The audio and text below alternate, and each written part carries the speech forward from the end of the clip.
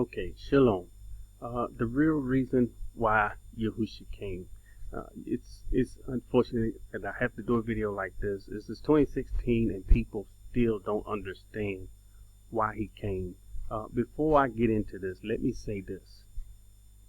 The plan that the Most High had for his people, the laws and statutes that was given to Moshe on Mount Sinai, it was a perfect plan and it was a perfect law.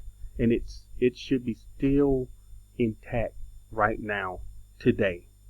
But man messed it up, and this is one of the biggest problems.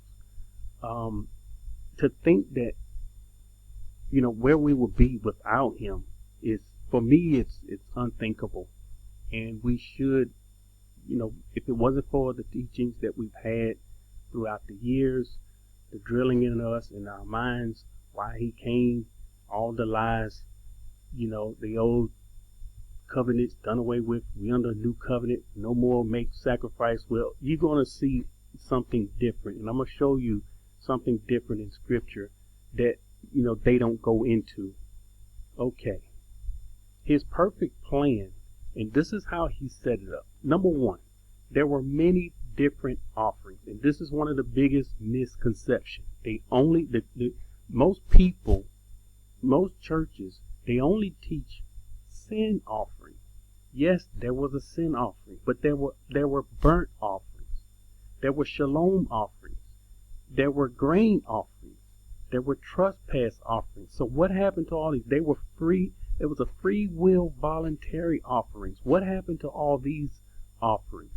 You see, he came and offered himself as the sin offering. I'm going to break that down in a second.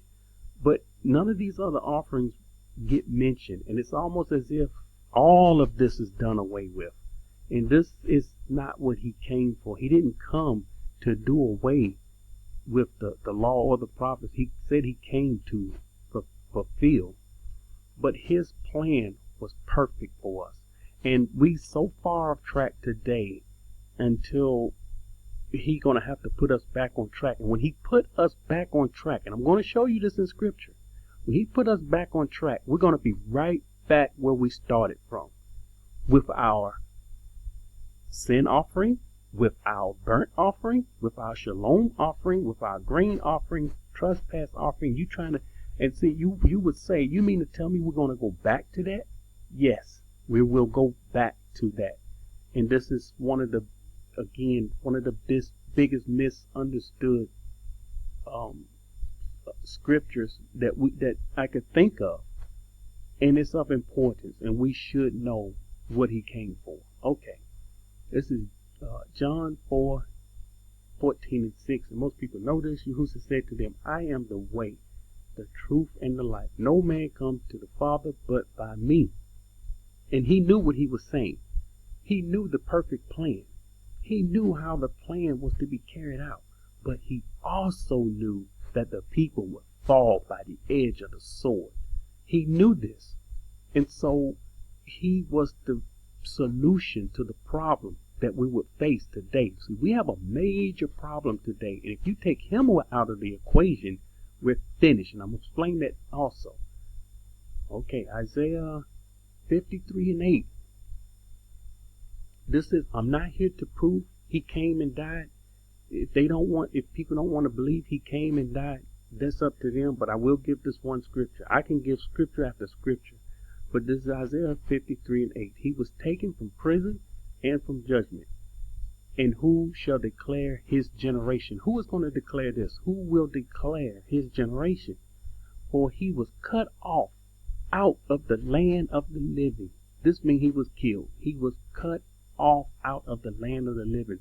For the transgression of my people was he stricken. This is the reason he was stricken. This is the reason he came. Okay, so this is Luke. This is dealing with Abraham's bosom. Okay?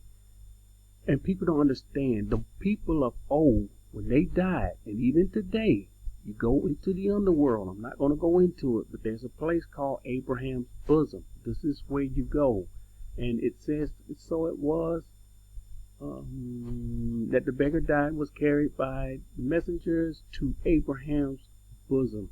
So we're seeing here the people that died before Yahusha came, they went into Abraham's bosom, and you're there to wait Judgment Day. If you're in Abraham's bosom, you've made it. You've made it into the kingdom. That means you brought your grain offerings. That means you kept those sacrifices that you were supposed to keep. You kept them. You've done it. And you made it. And see, one of the misconceptions, they said he came to set the captives free. Well, they're still in Abraham's bosom and they're not captives. They're just waiting for judgment. They already know where they're going to go. The others is in torment and burning in Hades. And you can read that in the book of Josephus. I'm not going into that. Okay, here's the reason he came. Luke 21:24. And they shall fall by the edge of the sword, and shall be led away captive into all nations. And Jerusalem shall be trodden down of the Gentiles till the times of the Gentiles be fulfilled. This is why he came. He knew that Yahusha will go into captivity and be scattered all over the earth, not knowing who they are. The priests, none of that, nothing will be going on in the land. And there will be no offerings being made. This is why he came. There will be right now, no offerings are being made. He knew this would happen. The Father knew this was going to happen. This is the reason that he came. And had he not come to do this, all of us would lift up our eyes in torment in Hades and not in Abraham's bosom. Every last one of us. We would lift up our eyes in Hades because none of us are taking our sin offering to the priest. None of us. So if you believe that that the Mashyach that never came, you're done. You're finished. You will be numbered with the wicked. And I'm being blunt here, but it's the honest truth. You are numbered with the wicked. He is the way. This was the Most High plan. He put this plan together. No man did this. He did this. And if you don't want to be a part of his plan, then you will become his enemy and he will deal with you. Okay. To show people, because some people don't understand about the offerings and he died. Since he died, there's no more offerings. Well, let's go to the book of Acts and see. This is after he died. Okay? Acts 21:26. Then Paul took the men, and the next day, having been purified with them, entered the temple to announce the expiration of the days of purification, at which time an offering should be made for each one of them. I'm not going to go into this, but look what's going on here. An offering was made for each one of them, showing you after the death, the resurrection. Here it is. They had to continue to offer offerings. If you haven't read the book of Josephus, you can clearly read in the book of Josephus what they were doing. They were giving offerings on the Kadash days. They were giving the burnt offerings. They kept the Passover. They was bringing their offerings to his house, to the house of the Most High. Now, if that's not enough, what I'm going to do here is show the future. Okay, you don't believe none of this. Everything I've just showed, you don't believe none of it. Okay, let me show you the future. This is one of the things Yahusha said. He said the laws and the prophets was until John. And until then, everyone is pressing toward the law and the prophets. So here's the prophet. Here's Ezekiel foretelling. Here is Ezekiel foretelling the 1,000-year reign. This is Ezekiel 44:29 and 30. And listen at this. They will eat the new grains, the sin offering, and the guilt offerings, and everything in Yahusha devoted to Yahuah will belong to them.